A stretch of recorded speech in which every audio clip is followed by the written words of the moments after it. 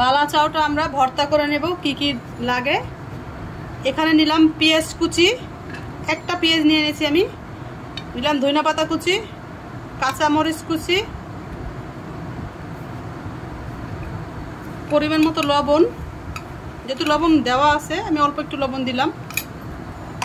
এবার আমি এটা মাখাই নেব আগে।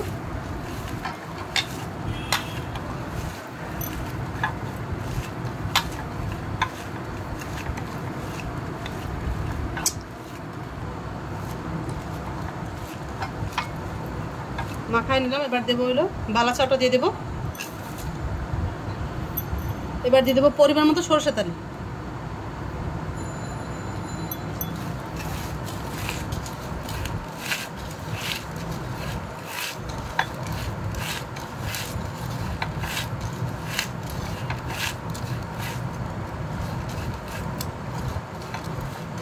মাখানো হয়ে গেছে।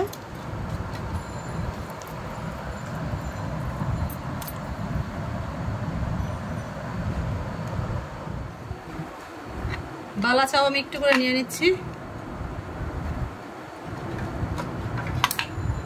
একটু বেশি নিলাম।